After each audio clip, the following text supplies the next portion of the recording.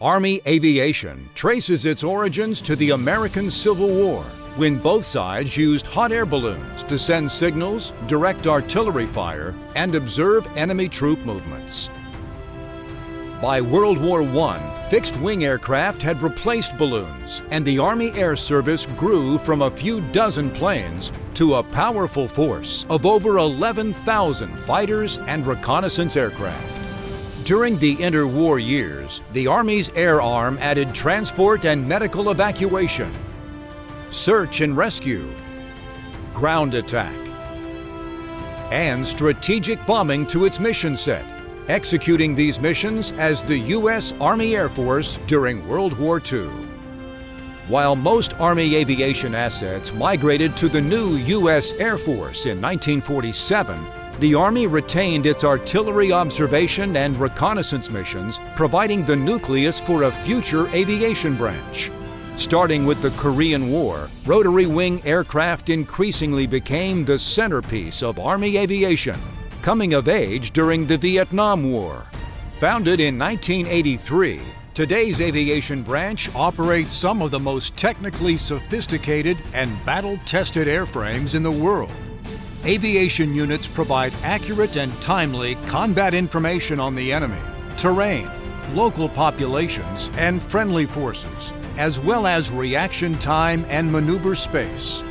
Army aviation assets also destroy, defeat, or disrupt enemy forces, air assault ground maneuver forces, air move personnel, equipment, and supplies, evacuate wounded and recover isolated personnel, and enable mission command over extended ranges and complex terrain. Junior aviation officers spend most of their time in the Army's operating force, honing their piloting skills, small unit leadership, and staff expertise.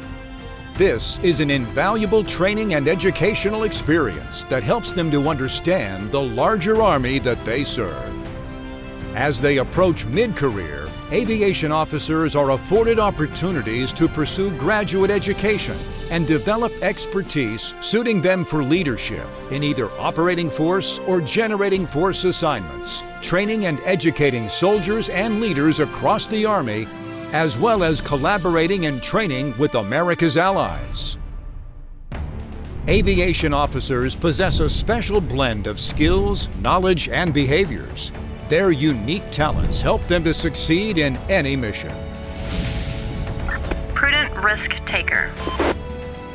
Decisive yet thoughtful, aviation officers recognize and mitigate unacceptable risks, enabling mission accomplishment without unnecessarily compromising the safety of their soldiers. Flying is an inherently dangerous operation, period. We can make errors, and those errors can be fatal. Composite risk management is a part of everything that we do, and it's determining what risk is worth the reward and knowing when to draw the line. You're constantly assessing the situation, whether it's weather, terrain, enemy, wherever you go. We don't want just the daredevils who are going to do anything, and we also don't want people who are afraid of their own shadow. Interpersonal. Aviation officers are skilled in developing appropriate relationships, connecting with others to effect positive results. I think you have to be very personable to be an aviator. Most aircraft are operated in concert with another human being. And so crew coordination is essential. You don't know everything on the maintenance, so you're going to have to go to those NCOs and those technicians that are experts. You have to adapt your leadership style, your influence style, based on who you're dealing with, who you're working with. We all have different personalities, so we have to find common ground, we have to fit. No man is an island. Interdisciplinary. Aviation officers routinely integrate and apply expert knowledge from multiple disciplines into a coherent, overarching perspective.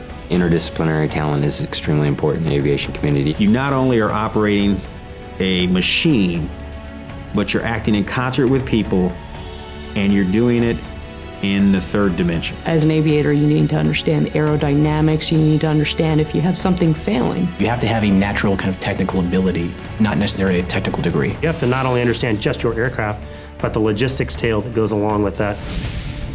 Spatially intelligent. Rapidly maneuvering in depth, breadth, and altitude, aviation officers easily perceive, understand, and thrive in today's multi-dimensional operating environment. As an aviator, spatial intelligence is huge. It's a big part of what we do. The ability to interpret terrain, Knowing where that ground commander is, the ability to understand where you are in time and space. We move at a faster speed. We have to deconflict by altitude. There's so many aircraft sometimes crammed in a short space. three-dimensional, understanding what's around you is very important. Innovative. Aviation officers are creative, inquisitive, and insightful. They readily identify new solutions to complex problems and lead change. The ability to come up with novel and useful solutions is important because the problems that you contend with are not always well defined. You need to think outside the box when you're making certain decisions. Innovation is important because the Army is always changing. The battles that we're fighting are always changing. The threats that we're facing are always changing. Multitasker. Aviation officers can rapidly process and prioritize multiple demands simultaneously. You are going to be asked every single time you get in that aircraft to multitask. You have to be able to quickly shift your focus from one task to another.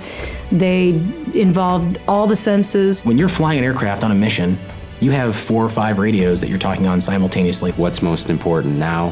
How do I prioritize this extremely long list of things that I need to do right now? You have to communicate to air traffic control, you have to communicate to other aircraft, you have to be able to communicate to maneuver forces on the ground. I went to school at the University of Arizona in Tucson. I'm a graduate of the ROTC program. I was commissioned through the United States Military Academy. I went to North Georgia College, I majored in material science engineering. Human regional geography. finance. I majored in mechanical engineering. What I love about aviation, what sets it apart in my mind from the other branches, is that we do all the different types of missions. We're full spectrum operations. It was one of the branches I saw where you got to do the thing that you loved throughout your career. You fly. There's something adventurous about it. There's nothing like it. Once you've flown, it's hard to walk the earth without your eyes turned skyward. What was appealing about aviation branch to me was the leadership opportunities that they provided. You're just not a pilot when you commission into the aviation. Leadership in the aviation community is just like leadership elsewhere. It needs, it wants, and it demands leaders. When you get into the branch, you're going to see that you're the least knowledgeable person when you step into that unit.